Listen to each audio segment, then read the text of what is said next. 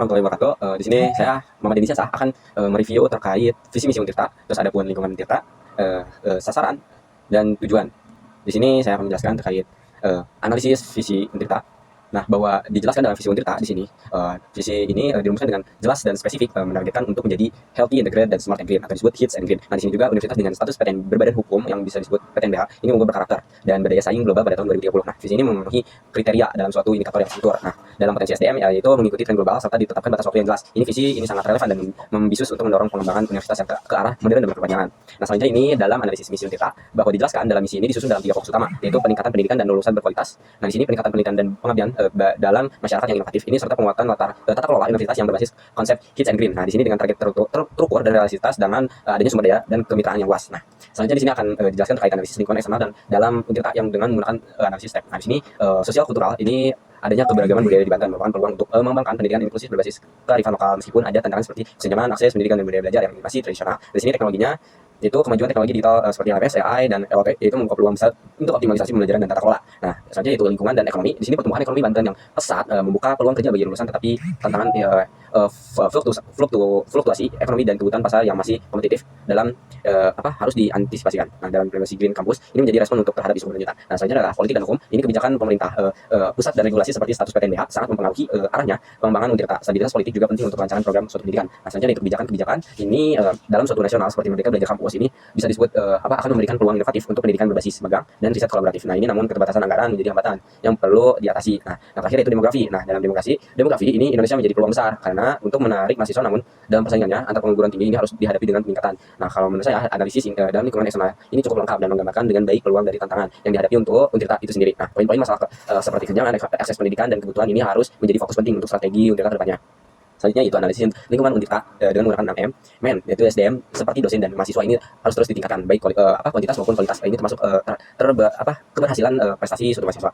Nah, selanjutnya itu money atau dana. Pendanaan berasal dari pemerintah, UKT mahasiswa, hibah dan CCR yang digunakan untuk mendidikan dan mengembangkan fasilitas. Nah, selanjutnya itu mesin atau teknologi ini sasaran dalam sarana prasarana suatu sistem teknologi ini sudah berfasilitas dengan baik. Nah, termasuk dalam laboratorium dan LMS serta upaya Green Campus. Nah, selanjutnya itu metode atau SOP, yaitu dalam penerapan SOP itu memastikan mutu, layanan, transparansi dan akuntabilitas di berbagai aspek. Selanjutnya itu market atau branding. Di sini promosi selalu dalam media digital ini publikasi jurnal internasional dan kerjasama global ini meningkatkan suatu citra serta daya tarik suatu universitas. Yang terakhir itu material atau bahan penunjang. Nah, di sini fasilitas fisik dan bahan ajar ini mendukung kualitas pembelajaran dan penelitian. Nah, dalam keseluruhan menganalisis dengan menggunakan dengan metode 6M ini menunjukkan fokus yang seimbang antara sumber daya manusia, teknologi dan pendanaan proses dan pemasaran yang mendukung. Nah, ini pengembangan universitas secara menyeluruh. Nah, ini pencapaian prestasi ini dapat dukungan dari CCR menunjukkan implementasi strategi yang nyata.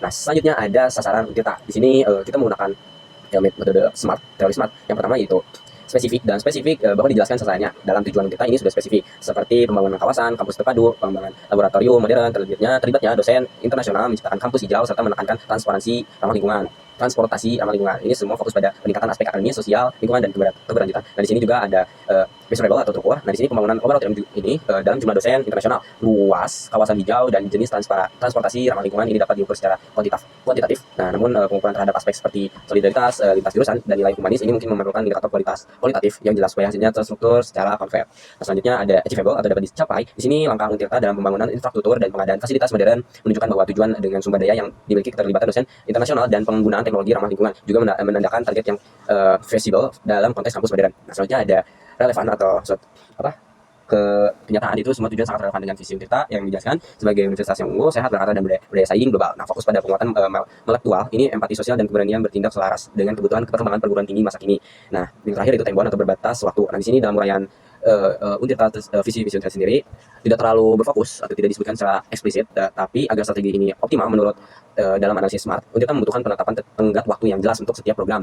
Kayak misalnya penyelesaian pembangunan laboratorium dalam 2 tahun atau target pengurangan emisi kendaraan kampus dalam 3 tahun. Nah, itu juga bisa disebutkan untuk menganalisis visi misi Untirta atau Untirtanya sendiri untuk masa depan nanti di tahun 2030. Nah, selanjutnya ada penjelasan tujuan. Di sini tujuan dalam teorinya dalam aspek itu open mind, open heart, dan open will. Nah, di sini tujuannya dalam berdasarkan open mind itu membangun kawasan kampus terpadu yang mendukung kolaborasi lintas jurusan dengan penyelesaian dengan cepat untuk depannya. Nah, terus adanya pengembangan dan melengkapi minimal 5 laboratorium modern yang mendorong riset dan inovasi dalam waktu dekat.